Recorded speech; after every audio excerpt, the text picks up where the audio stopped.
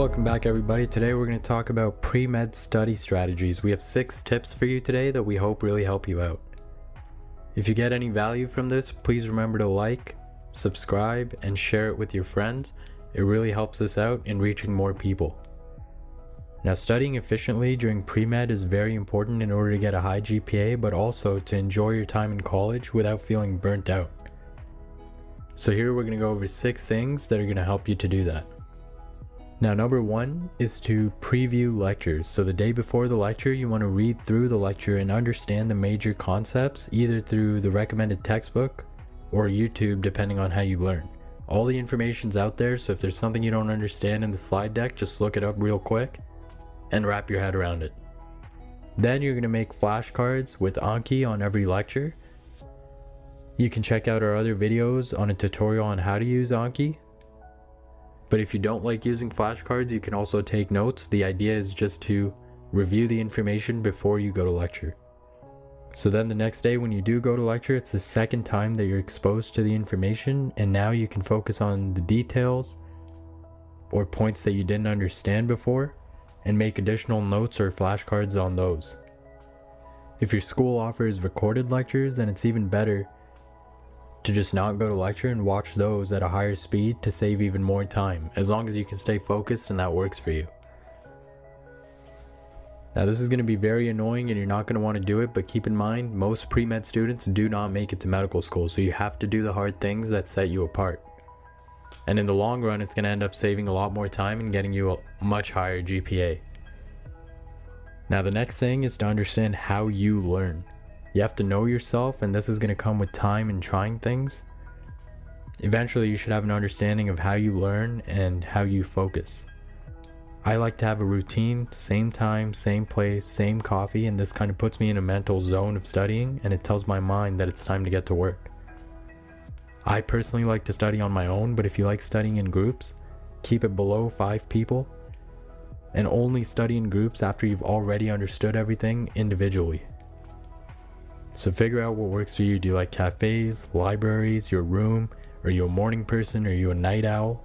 And once you figure out a routine that works for you, stick to it. Now, I would recommend waking up early and getting accustomed to how things are going to be in the future and studying individually for the most part, because this is how you're going to be learning in medical school and moving forward. Now, the next and probably most important thing is active learning, not just passive consumption. After the initial read-through and the understanding of the lecture material, there really shouldn't be a need to go through it again. Just passively reading lectures and watching videos is not effective at all. It's a complete waste of time. This is why we suggest making flashcards or notes, because it forces you to take out the important parts of the lecture and put it into flashcards or notes if that's what you prefer. You memorize by going through those flashcards, which forces you to use active recall rather than just recognizing the right answer. When you're in your 3rd year of medical school, you're going to have to answer questions on the spot by recalling information. So it's best to build those habits early on and get used to that. Don't just read through stuff that you're already good at to feel good about yourself. Focus on the things you don't understand and then memorize all of it using flashcards or your notes, but again, we prefer flashcards. Now, the next thing is to apply the information. So once you have everything memorized, you need to apply the information to make sure you actually understand it. Most classes should have practice questions or old exams or textbooks which have questions in them. The only way to truly understand what you're learning is to practice it by applying it. This is going to expose holes in your knowledge, and then you can focus on learning and memorizing the things that you feel like you're weak on. You should use most of your practice material closer to your exam once you already have most of the information down. Usually this is about a week, week and a half before the exam. You can also use practice questions as you go, as you learn the material, but this just depends on how much resources you have and how much time you're willing to spend. Now, the next thing is the cheat sheet technique. At this point, you've memorized all your lecture's important information through flashcards or notes, and you've applied it by doing practice questions and old exams. Now, the week of the exam, you want to do what we call the cheat sheet technique. This is the only other time that you should be going through the initial lecture slides. So what you do is you get a sheet of paper, and this is the only paper you get to use and only one side of it. So on this paper, you want to put major concepts and ideas and hard to memorize minute details like equations or specific facts that are hard to keep track of. Once you have the sheet ready by going through all the lectures, you want to do this a day or two before the exam. Then at this point, this sheet is all you should review until the exam itself.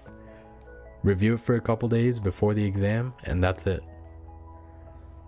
Now, last but not least, as far as test day goes, things like all-nighters are not effective and they only look cool in the movies. So be well rested and be confident, because as long as you do the above things, you're going to be more than prepared. It's much better to just water the seeds along the way throughout the semester with these habits rather than cramming at the end. It's going to be a much smoother, more efficient process that you can actually enjoy. You're going to save a ton of time overall by studying like this, and you can use that time to enjoy yourself and not worry about having to get a high grade, because chances are if you did all these things right, that's pretty much a guarantee. So that's all we have for you today. Like we said, all these things are going to be annoying to do in the moment, but they're going to pay off in the long run, and they're going to build great habits for you that you can use in medical school as well. So we hope this helped you guys out, and as always, feel free to reach out to us and we'll get back to you as soon as we can.